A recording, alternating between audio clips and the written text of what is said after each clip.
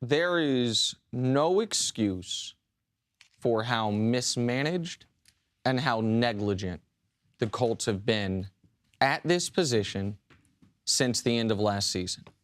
They knew their franchise quarterback was having shoulder surgery, and they decided to treat it like someone who spends all their money on a car they can't afford, and therefore they just forego the insurance. But what are you going to do if you wreck it? You owe $40,000 on the car. I just hope I don't wreck it.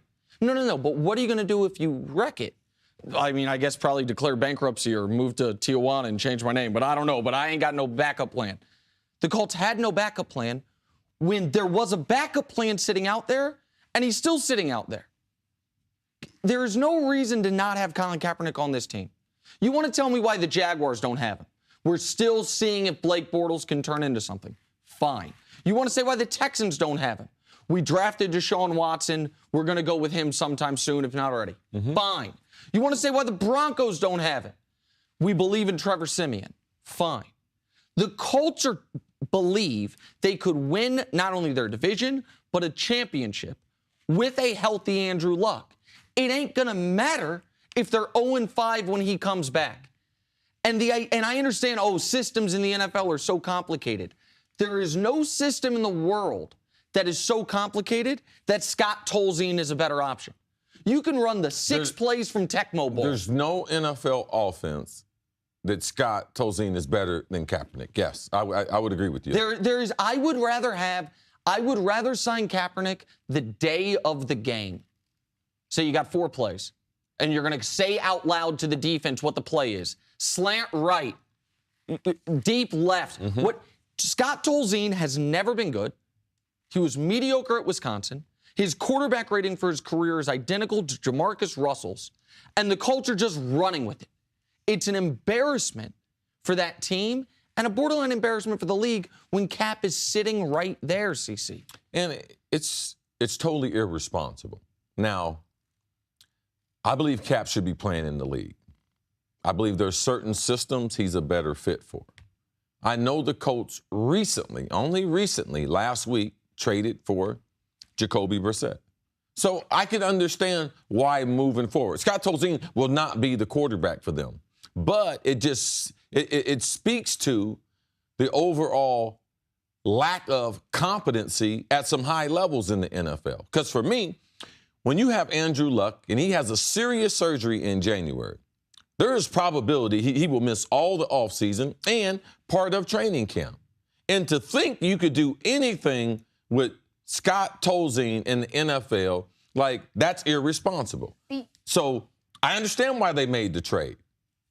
But to see him out there playing in an NFL game and to see Cap sitting on a couch watching games or doing whatever he was doing the same thing that I was doing, it takes me back to when I had Roger Goodell here.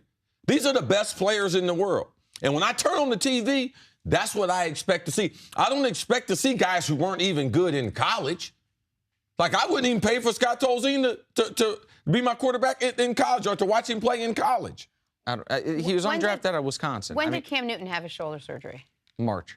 Okay, and when did Andrew Luck have his Right after the season. January. Now, there are a little bit different surgeries, and Cam did get his done afterwards. Cam, there wasn't as much damage as Andrew Luck. But the team doctor who works for Jim Irsay gave him the information that it was a severe injury and it would take a minimum of 6 to 9 months recovery. Jim Irsay came out in January, I believe, and said, we're going to be ready to go with this guy.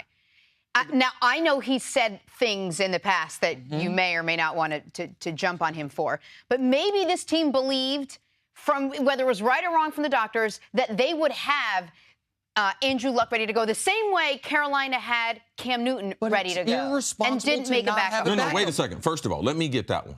Because even if Cam wasn't ready, you know who the backup in Carolina is? Derek Anderson, who's been there several years, running the same offense, and he's not one of our favorite backups, but he's competent to be able to sit in there 2 to 4 games in case Cam gets hurt. Scott Tolzien is not capable of doing anything on the NFL level. Well, that's the thing is, Carolina had its backup plan. Now, you can argue, as I would, Cap would be a better backup plan than Derek Anderson, but Carolina didn't have a non-existent backup plan. And for every box that you could possibly check for could Cap fit there, works in Indy because guess what? Let's say no matter how well he plays, there'd be no quarterback controversy at all when Andrew Luck comes back. He's one of the highest paid players in the league, number 1 overall pick, face of the franchise. You don't have to worry about that. You're not a team. I've heard some people, while some people make the argument Cap's not good enough, which is absurd, some people make the argument, well, Cap's too good for a team like the Jets that wants to tank. Like, which maybe I'll buy, but the Colts don't want to tank. The Colts want to win the AFC South, which right now, the Jacksonville Jaguars are the only team in the division with a win. So it's a winnable division. There is no excuse for back in, maybe in January, they thought it'd be fine. But in April, they knew this was a real possibility. There is no excuse they didn't bring him in. You say, oh, it'd be a distraction. You know what's a distraction? Scott Tolzien throwing 2 pick sixes. Yes. You know what's a distraction? Losing 46-9 against one of the worst teams we've seen in the league the last few years. Team that got its coach fired. That's a distraction. There is no, and people, Cap can't learn a new system. Well, Jacoby Brissett, when did he get there? Last week? Yes. They put him in the game. In the third quarter. They were like, you know what? You got to be better than this guy. Okay, so we get it. We understand that he should be playing. He's not playing. And I think Michael Strahan actually described it and explained it pretty well on Sunday. And he said the circus surrounding Colin Kaepernick is here. And what we know right now, because he hasn't said anything we haven't seen in practice of Colin Kaepernick, is right here. And until this is here and the circus is down here, it is too difficult for a team to make a What's the decision. circus of losing by 5 touchdowns in your first game against a bad team? I'm just, someone tell me that circus. Someone tell me the distraction of your team being out of the playoffs by October. Someone tell me the distraction of your coach being fired because the team's so bad. Someone tell me the distraction of your wide receiver going on IR because Scott Tolzien lays him out over the middle. Tell me those distractions. Like, Nick, I saw 5 quarterbacks yesterday.